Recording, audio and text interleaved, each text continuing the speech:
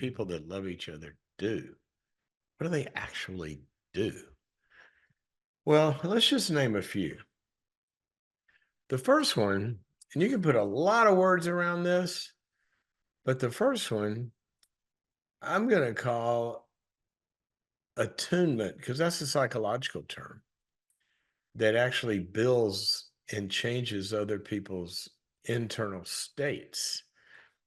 When you are attuned to someone, what does that mean? When you're watching a movie, when you're working on a problem, everything else goes away and you're not looking at Netflix or some football game on TV and putting you into the movie. No, you're attuned to the other. You're attuned to what's on the screen. You're engaged, you're focusing. Your internal world is interacting with it. And you're trying to understand the plot. You're trying to understand the characters and what are they going to do next? And what are they going to do? And how this fit into what happened in the last scene or last week. It's all about them. It's called an other orientation. It's called focus. It's called awareness. It's called emotional intelligence. And it leads to something deep that unlocks love in the other person, or at least unlocks trust and can build a love. And that is it unlocks a feeling of being seen, a feeling of being understood, a feeling that I'm not alone. This other person who says they love me are with me. You know, one of my favorite themes throughout the Bible is that sometimes God doesn't change things. You know, when people would go through hard times or whatever, you look in the Psalms over and over and over, and it says, I mean, things are horrible around them, but the comfort comes from, but God, you're with me. Your presence is here. Because if you've ever gone through a loss or known a friend that's gone through a horrible loss, there's really not a lot of words that do anything except, I'm sorry, this is awful. I'm here. That changes things. When things don't change, that changes things as much as they can be changed because the experience the other person is having is changed. That's a big deal that people who love each other do. And a lot of people will say, I love you, but then they don't listen and they don't, tune into the other person's needs and feelings and all of that. So being other oriented, but being more than just being other oriented, we may even be a giving person and totally out of tune with what they actually need. And the love just goes like water off a duck's back. It's not getting in because it doesn't get to the vulnerable internal, receiving areas of their heart. So that's one thing people that love each other do. If you love your teenager, sit down and listen. Say, what's it like to be in your school? What's it like to be in your friend group? What's it like to have to deal with social media all the time? You want a really good one? That's what I used to ask my kids. What's it like to be on the other end of me as your dad? Tell me. I don't have to be there. You do. I don't know. Is it good or does it suck? I mean, maybe both. Tell me.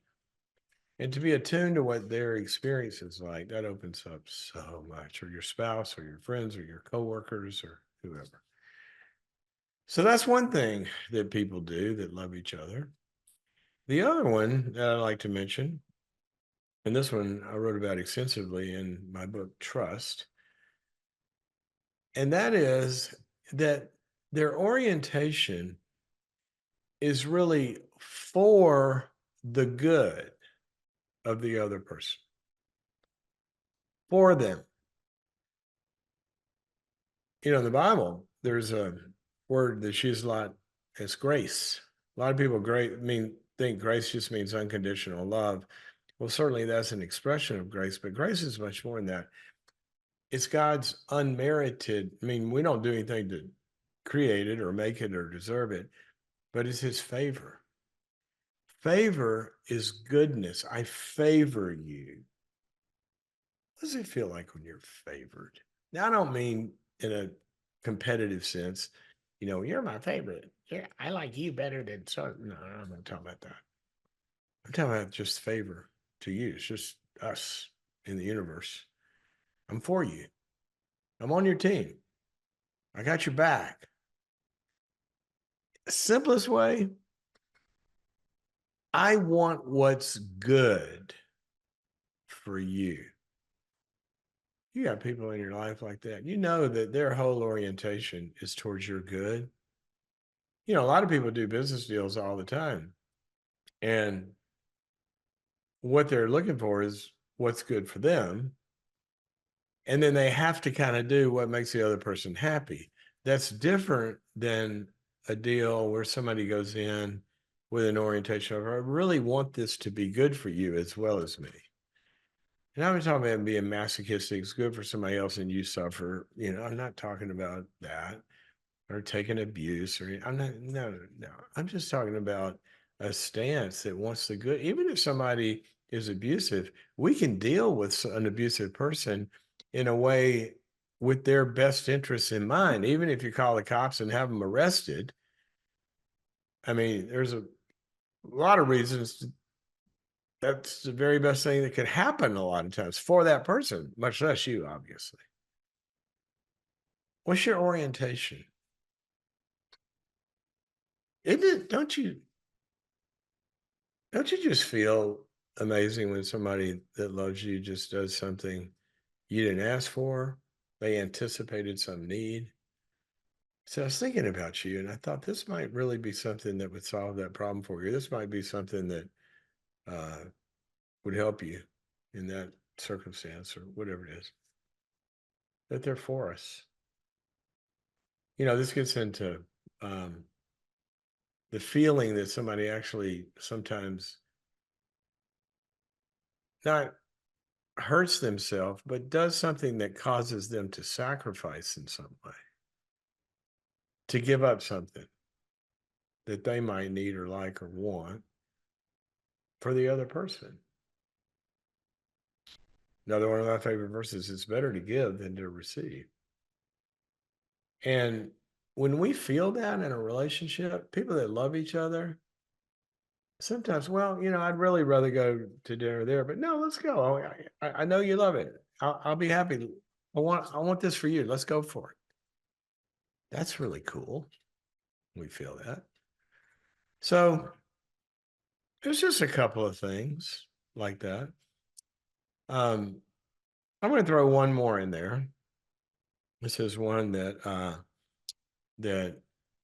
pervades all of even popular psychology narratives, like on social media and other places, because they deal a lot with narcissism and gaslighting and all that kind of stuff.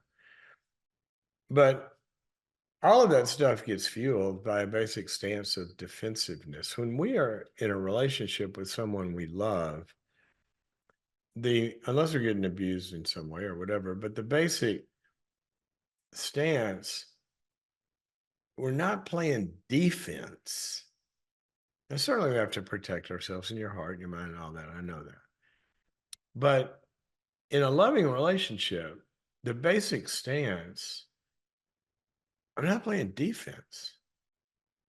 If you tell me something I did wrong or something that wasn't good for you or didn't feel good or whatever, then my instantaneous response hopefully is not going to be defend against what you're telling me, to gaslight it, reject it, minimize it, deny it, blame it, excuse it, all the different mechanisms like that. It's not going to be defensive. It may be just neutral. I'm listening. But even neutrality is better than defense. Defense is somebody throws a punch, we throw another. Remember what Jesus said about turning the other cheek? Well, we get in a whole topic on that. It's not about masochism and letting people beat you up and all that. But it is an attitude that we, like is referred to later, that we don't let evil overcome us. We overcome evil with good. And one of the ways to do that is to not hit our own launch codes and, you know, and attack the other way in a loving relationship.